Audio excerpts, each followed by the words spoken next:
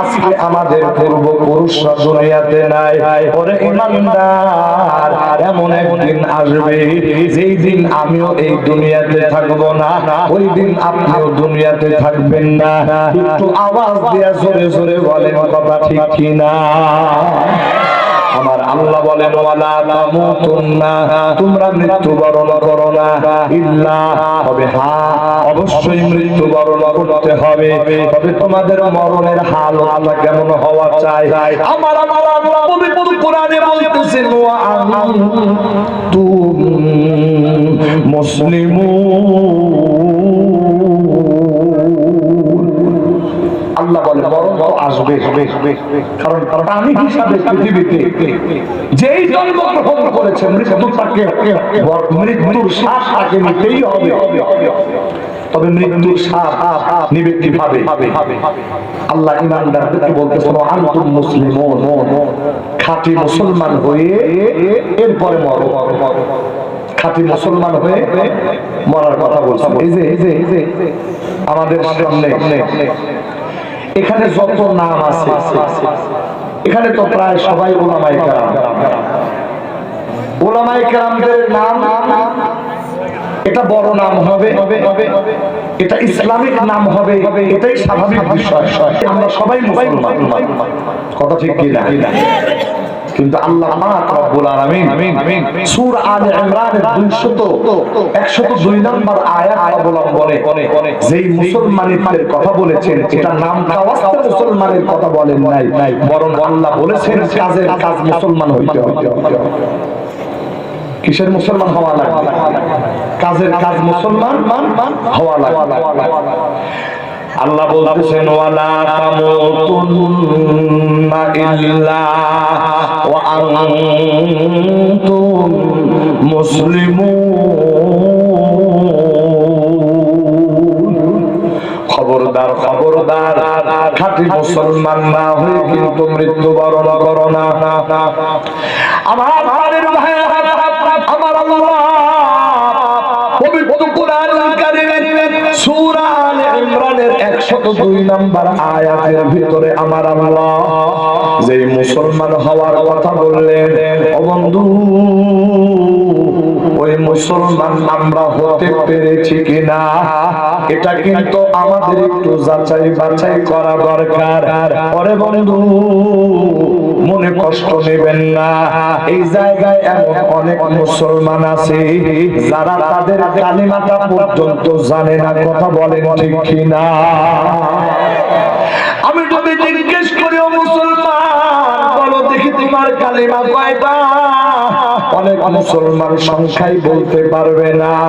আবার যদি সংখ্যা বলে অনেক মুসলমান বলতে পারবে না কালিমায়ে তাইয়্যিবা, অনেক মুসলমান বলতে পারবে না কালিমায়ে শাহাদাত, অনেক মুসলমান বলতে পারবে না ঈমানে মুজমাল, অনেক মুসলমান বলতে পারবে না ঈমানে মুফাসসাল। একটু আওয়াজ দিয়ে জোরে বলেন কথা ঠিক কিনা? আমার ভাইয়ের ভাই, যদি জরিপ করা হয়, জরিপের ফলাফল হয়তো বা এমন আসলেও আসতে পারে কালিমায়ে তাইয়্যিবা কিছু মুসলমান জানে, কালিমায়ে শাহাদাত আরো কিছু মুসলমান জানে। এরপরে যদি জিজ্ঞেস করা হয় ঈমানে মুজমাল জানোনি, ঈমানে মুফাসসাল জানোনি, হয়তো বা ওই মুসলমান বলে ফেলবে এই কথা, হুজুর এটা খায় না মাথায় দেয়। কথা ঠিক নেই? আমার বাড়ির ভাই, আপনি একজন ঈমানদার, আপনি একজন মুসলমান, অথচ আপনি আপনার কালিমাগুলো জানেন না। আমার প্রাণের ভাইয়েরা, এরপরে ঈমান আনার পরে সবথেকে গুরুত্বপূর্ণ ইবাদতের নাম হলো নামাজ। আমার বন্ধুগণ একটু গভীরভাবে মনোযোগ দিয়ে খেয়াল করে শোনো রে ভাই। আজকে যদি আমাদের মসজিদ গুলোর দিকে তাকাই, ওয়াক্তিয়া নামাজের সময় বাংলাদেশের বিভিন্ন প্রান্তরে আমরা যাই, আরে ভাই অনেক সময় এমন মসজিদে নামাজ পড়ি ইমাম ছাড়া আর কোনো মুসল্লি থাকে না। এমনকি ইমাম নামাজ পড়ানোর জন্য ইমামতের মুসল্লায় দাঁড়ায় গেছে। আমার বাড়ির ভাইয়েরা, একজন মুসল্লি দরকার, যে মুসল্লি ইমামের পিছনে নামাজ আদায় করবে। আর জামাত পড়ার জন্য একজন ইকামত দেওয়া দরকার। ওই ইকামত দেওয়ার মতো একজন মুসল্লি পিছনে খুঁজে পাওয়া যায় না। ওরে বন্ধু, এমন অনেক সময় হয় ইমাম নিজে ইকামত দেয়, নিজে নামাজের ইমামতি করে। আমার বাড়ির ভাইয়েরা, এই কথার কি মানে রে ভাই? এই কথার মানে কি ওই এলাকার ভিতরে কোনো মুসলমান নাই? না না, ওই এলাকার ভিতরে মুসলমান আছে। ওরে বন্ধু, ওই এলাকার ভিতরে মুসলমান তো আছে, কিন্তু ওই মুসলমান গুলি খাঁটি মুসলমান না। আযান হলে মসজিদে গিয়ে নামাজ আদায় করতে হবে, এই বিষয়ে তারা তৎপর না। আমার বাড়ির ভাইয়েরা, একটু গভীর মনোযোগ দিয়ে কথাগুলো শুনো রে ভাই। তোমার ঈমান যদি এতটুকু দুর্বল হয় যে আযান হলো, এই আযান শোনার পরে মসজিদের পাশেই তোমার ঘর, অথচ মসজিদে নামাজ পড়ার জন্য যাইতে পারলা না। ও ঈমানদার, এবার বলো তো দেখি, তোমার ঈমান কি ওই রকম ঈমান হয়েছে কিনা যেই রকম ব্যাপারে আমার আল্লাহ পবিত্র কোরআনে সূরা আলে ইমরানের 102 নম্বর আয়াতে বলেছেন। আমার আল্লাহ বলেন, ওয়ালা তামুতুন্না ইল্লা ওয়া আনতুম মুসলিমুন।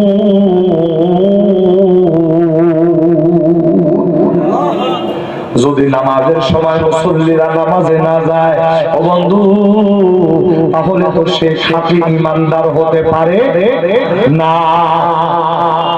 আমার প্রাণের ভাইয়েরা, অথচ একজন মুমিন আর কাফেরের ভিতরে পার্থক্য হলো নামাজ। যিনি নামাজ পড়েন উনি মুসলমান, যিনি নামাজ পড়েন উনি মুমিন, আর যিনি নামাজ পড়ে না উনি মুমিন না, উনি কাফের। হাদিসে পাকের মধ্যে আছে, মান তারাকা সালাতা মুতাআম্মিদান ফাকাদ কাফার। যেই ব্যক্তি ইচ্ছাকৃতভাবে নামাজ ছেড়ে দিবে, ইচ্ছাকৃতভাবে নামাজ ছেড়ে দিবে, ওই ব্যক্তি কাফের, ওই ব্যক্তি কাফের।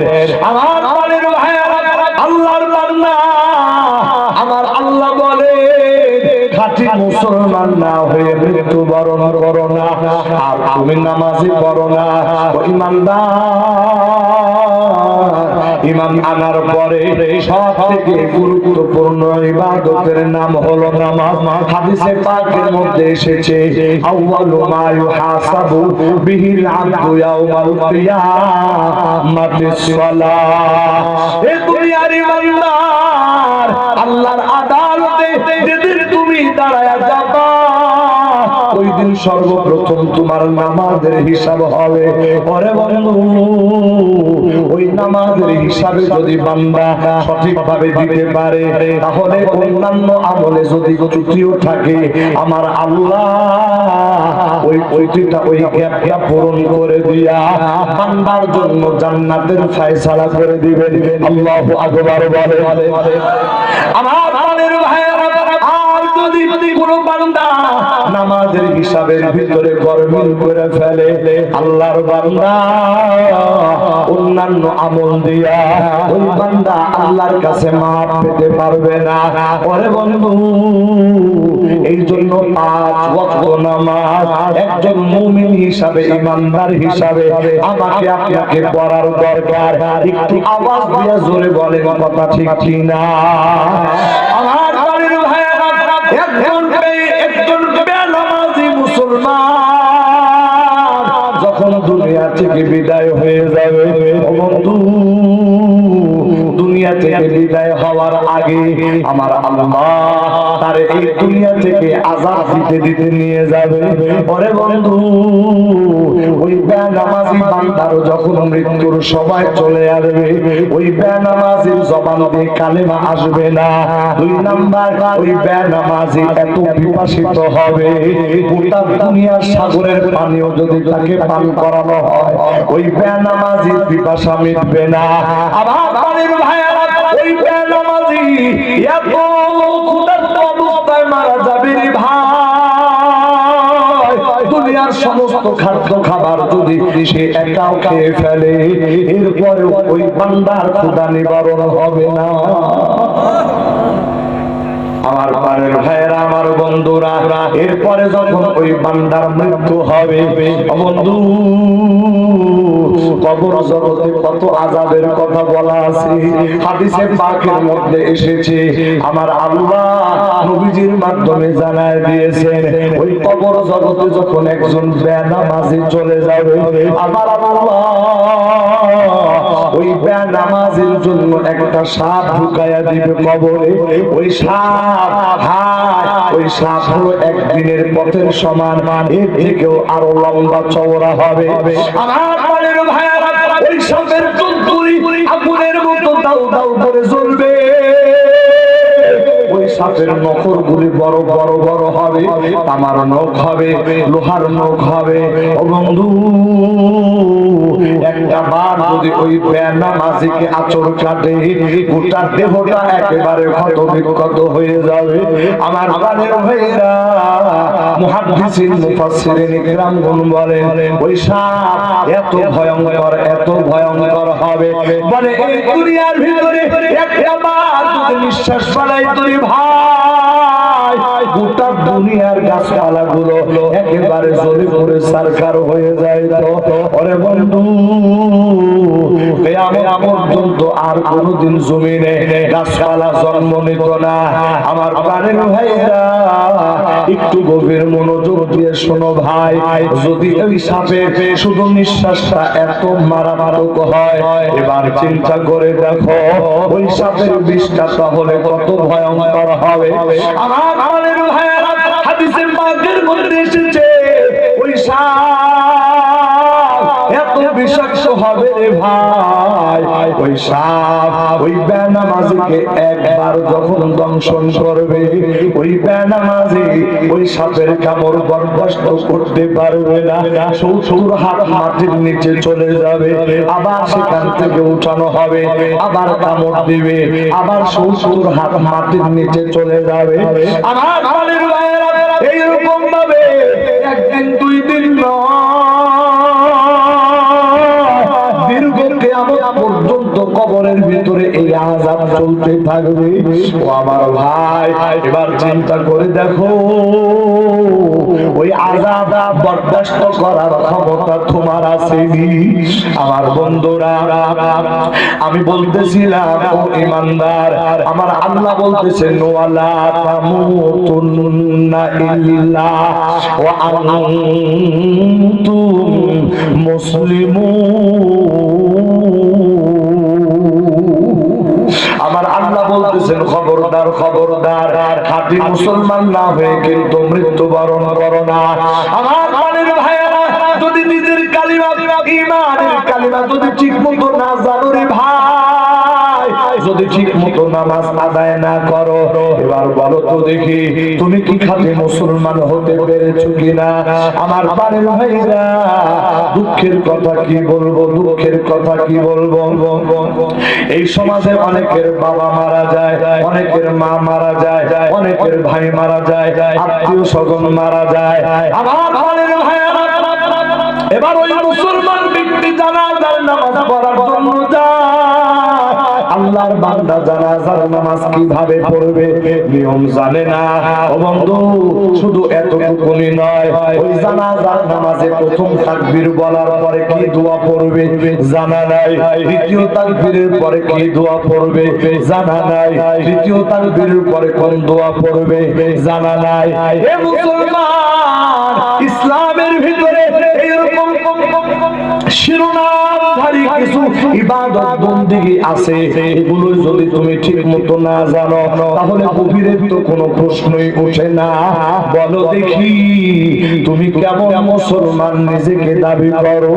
আমার পাড়ের ভাইয়েরা, একটু গভীর মনোযোগ দিয়ে কথাগুলো শোনার চেষ্টা করো। আপনি আপনার বাবার জানাজা, আপনি আপনার মায়ের জানাজা পড়ার জন্য এসেছেন।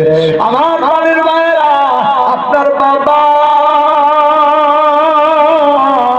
আপনার মা আপনাকে এত কষ্ট করে লালন পালন করেছে, আপনি এখন দুনিয়াতে প্রতিষ্ঠিত মানুষ। ওরে বন্ধু, এই দুনিয়াতে আপনি এমন প্রতিষ্ঠিত একজন মানুষ, কিন্তু আপনার বাবা চিরতরে আপনার মাঝ থেকে বিদায় হয়ে যাচ্ছে, আপনার মা চিরদিনের জন্য দুনিয়া থেকে বিদায় হয়ে যাচ্ছে। আপনি সন্তান যদি 1000 বার যদি মাকে মা বলে ডাক দেন, 1000 বার যদি বাবাকে বাবা বলে ডাক দেন, আর জীবনে কোনোদিন ওই মা বাবা আপনার ডাকে সাড়া দিবে না। এই দুনিয়ার সন্তান, ওই মা বাবা দুনিয়া থেকে বিদায় হয়ে গেল, আর জীবনে কোনোদিন ওই মা বাবারে মা বাবা বলে ডাকতে পারবে না। হায় হায়, ওই মা বাবারে বিদায় দিতে গিয়া তুমি কোন দোয়া পড়ে বিদায় দিবা, এই দোয়াটাই জানো না। ওরে ইমানদার, এবার বলো তো দেখি, ওই মা বাবার জন্য তুমি নেক সন্তান নাকি ওই মা বাবার অযোগ্য সন্তান?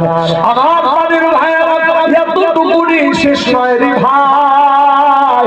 এই জমিনে এমন অনেক মুসলমান আছে যারা ওযু জানে না, ওযু করার তরিকা ঠিক মতো জানে না, গোসল করবে গোসল করার তরিকাটাও ঠিক মতো জানে না। ওরে বন্ধু, অথচ দুনিয়ার মানুষ তারে মুসলমান হিসাবে জানে। আল্লাহর বান্দা, এই জায়গার ভিতরে উলামায়ে কেরাম আছে রে ভাই।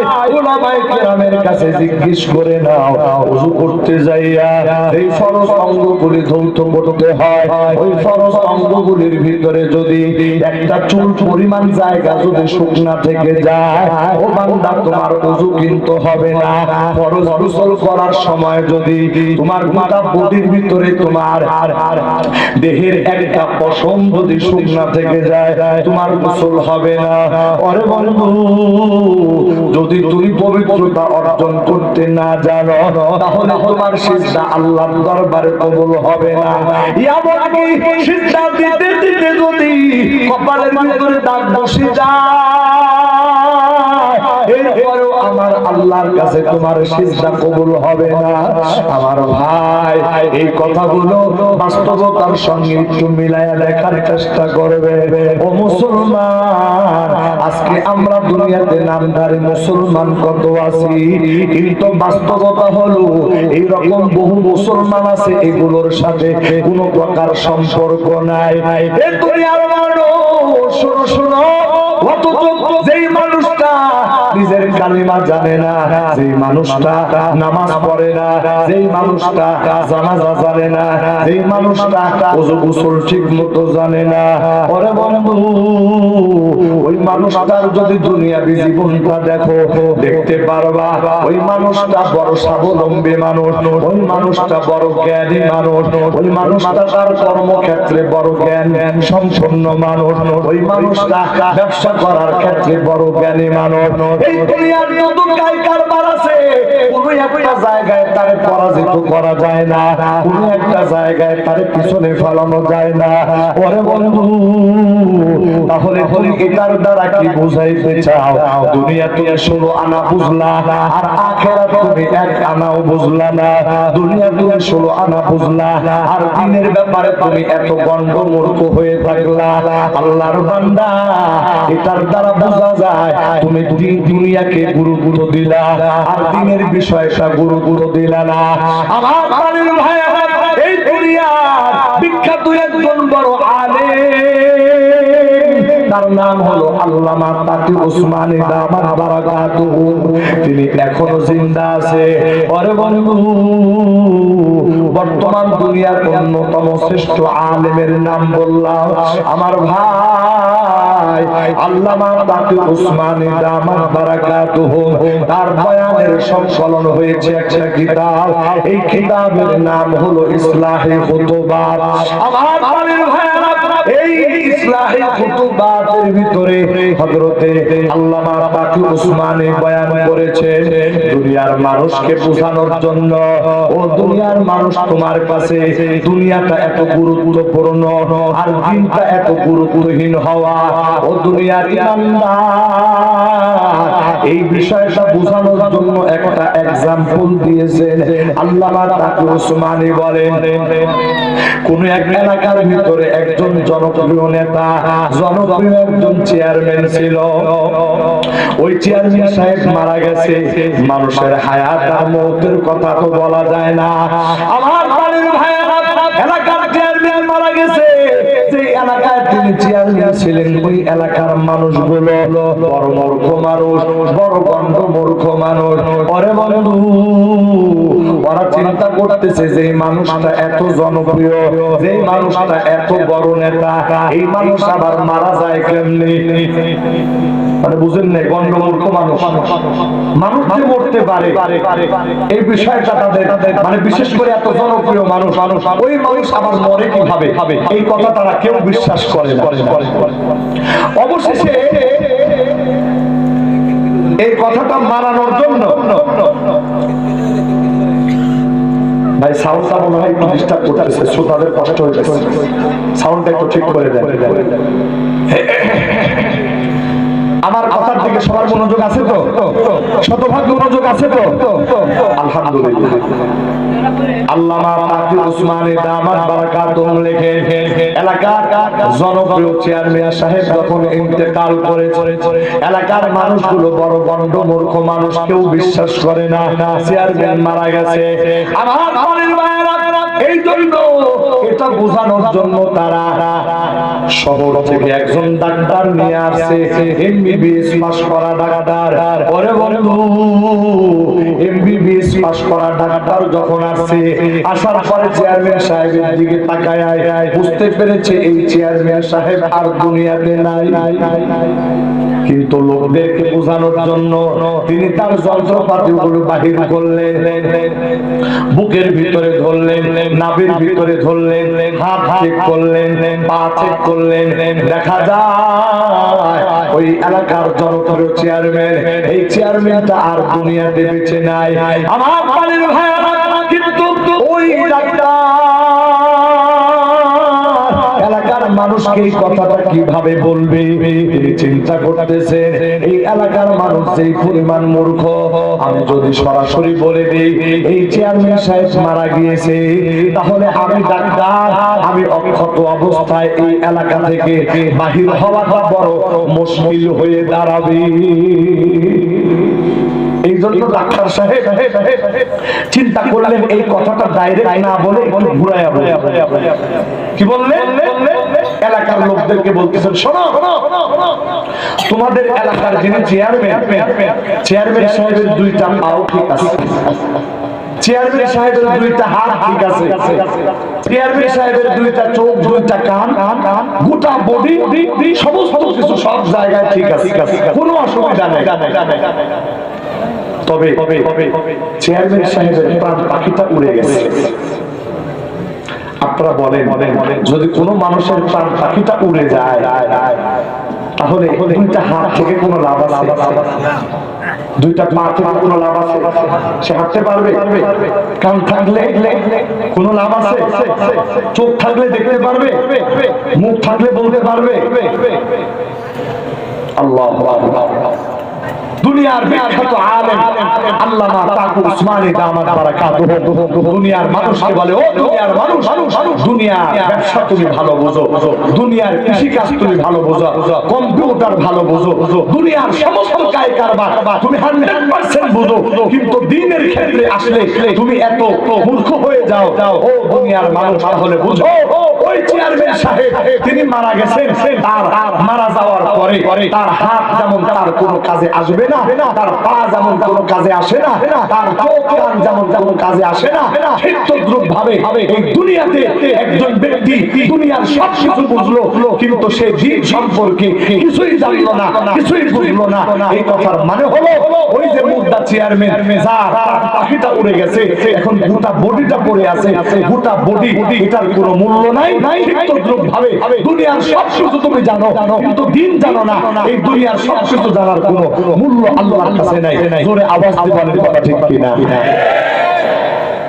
এই জন্য আমার আল্লাহ বলতেছেন ওয়ালা তামুতুন্না ইল্লা ওয়া আনতুম মুসলিমুন।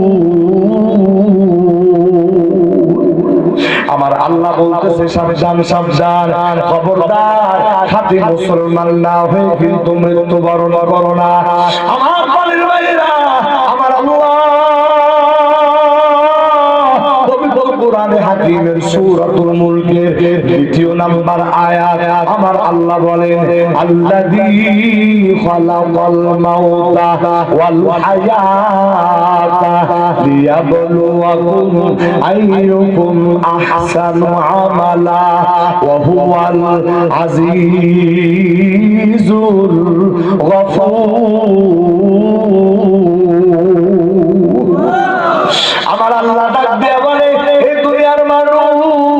আমি আল্লাহ হায়াত সৃষ্টি করেছি, আমি আল্লাহ মৌত সৃষ্টি করেছি। কেন রে বান্দা জানোনি? আমি আল্লাহ তোমাদেরকে পরীক্ষা করার জন্য যে তোমরা এই হায়াত পাইয়া কি নেক আমল করেছো, এটা পরীক্ষা করার জন্য আমি আল্লাহ তোমাদেরকে সৃষ্টি করেছি। আমার বাড়ির ভাইরা, এই দুনিয়া থেকে আমরা যখন মারা যাই তখন আমরা এই দুনিয়া থেকে মৃত্যুর পরে এমন একদিন আসবে রে ভাই, ওই দিন আল্লাহর আদালতে আমাকে আপনাকে দাঁড়াইতে হবে। কথা কোন ঠিক না? আমার বাড়ির ভাই, বাস্তবতার সাথে কথাগুলো বুঝো রে ভাই। আমার আল্লাহ পবিত্র কোরআনে বিভিন্ন জায়গায় এই কথাটা দুনিয়ার মানুষকে স্মরণ করায় দেন। আমার আল্লাহ বলেন ইন্না লিল্লাহি ওয়া ইন্না ইলাইহি রাজিউন। আমার আল্লাহ এই যে একটা দোয়া, এই দোয়াটা আমরা বড় পরিচিত একটা দোয়া। যখন কোনো মুসলমান ব্যক্তি মারা যায়, ওই মুসলমান ব্যক্তি মারা যাওয়ার সংবাদ শোনার সাথে সাথে এই দোয়াটা আমরা পড়ি। এই এলাকার মুসলমান এই দোয়া পড়ি তো ঠিক আছে, কিন্তু এই দোয়াটার মর্ম কি কোনোদিন বুঝার চেষ্টা করেছি কিনা? আমার প্রাণের ভাইয়েরা, এই দোয়াটার মর্ম হলে এটা ইন্না লিল্লাহ, নিশ্চয়ই আমরা আল্লাহর জন্য, মানে আল্লাহ পাকই হলো আমাদের মালিক, ওয়া ইন্না ইলাইহি রাজিউন, আর আমরা সবাই ওই এক আল্লাহর দিকে প্রত্যাবর্তনশীল, অর্থাৎ আমরা সবাই ওই এক আল্লাহর সামনে যেয়ে দাঁড়াবো। একটু আওয়াজ দিয়ে জোরে বলেন, কথা ঠিক কিনা? আমার ভাই, এরপরে আমার আল্লাহ আরো একটা দোয়া আমাদেরকে শিখাইছেন। আমার বাড়ির ভাইরা, যখন কোনো মুসলমান ব্যক্তি মারা যায়, ওই মুসলমান ব্যক্তি মারা যাওয়ার পরে আমরা যখন তার কবরে মাটি দেই, মাটি দেওয়ার সময় একটা দোয়া পড়ি না? মিনহা খালাকনাকুম ওয়া ফিহা নুঈদুকুম ওয়া মিনহা নুখরিজুকুম তারাতান উখরা। আল্লাহু আকবার বলে। আমার প্রাণের ভাইয়েরা, এই যে দোয়াটা পড়ে, এই দোয়াটার ভিতরেও কিন্তু আমার আল্লাহ ওই একই রকম কথা বলেছে। বান্দা, আমি আল্লাহ তোমাদেরকে মাটি থেকে সৃষ্টি করেছি, ওয়াফিহা নুঈদুকুম, আবার এই মাটির ভিতরে তোমাদেরকে আমি আল্লাহ নিয়ে যাব, ফিরায় নিয়ে যাব। এরপরে আমার আল্লাহ বলে ওয়া মিনহা নুখরিজুকুম তারাতান উখরা। আমার আল্লাহ বলে এরপরে আমি আল্লাহ ওই মাটি থেকে আবার তোমাদেরকে জীবিত অবস্থায় আমি আল্লাহর দরবারে উঠাবো। আমার প্রাণের ভাইয়েরা, আমার আল্লাহ আবার মাটি থেকে আমাদেরকে জীবিত করে আল্লাহর আদালতে হাজির করবে। কেন রে ভাই? এই জন্য হাজির করবে ওই দিন আল্লাহ পাকের আদালতে দাঁড়ায়া এই দুনিয়াতে আমি ভালো আমল করেছি নাকি খারাপ আমল করেছি এই বিষয়ের জিজ্ঞাসাবাদ আমার আল্লাহ করবে। আমার প্রাণের ভাইয়েরা, একটু গভীর মনোযোগ দিয়ে কথাগুলি শোনা। ও বন্ধু, আল্লাহর আদালতে যেদিন আমি আর আপনি দাঁড়ায়া যাব, ওই দিন আমার আপনার আমল নামাগুলি প্রকাশ হয়ে যাবে। আমার প্রাণের ভাইয়েরা, দুর্ভাগ্যজনকভাবে যদি এমন হয় যে আমার আমল নামা আল্লাহর দরবারে প্রকাশ হয়ে গেল, কিন্তু ওই আমল নামায় নামাজ নাই, ওই আমল নামার ভিতরে রোজা নাই, ওই আমল নামার ভিতরে কোরআন তিলাওয়াত নাই, ওই আমল নামার ভিতরে জিকির নাই, ওই আমল নামার ভিতরে নেক আমল নাই, ওরে বন্ধু এবার তুমি চিন্তা করে দেখো আল্লাহর আদালতে ওই আমল নামা নিয়ে তুমি কেমন করে দাঁড়াইবা? একটু কি মনের ভিতরে ভয় থাকে না রে বান্দা? ওই আমল নামাগুলি নিয়ে তুমি আল্লাহর দরবারে কেমন করে হাজিরা দিবা? ও বন্ধু, এই জন্য দুনিয়াতে আল্লাহর এমন বহু বান্দা আছে, ওই বান্দাগুলি এই দুনিয়াতে তারা ইবাদত ওয়ালা জীবন গঠন করেছে। আল্লাহু আকবার বলে।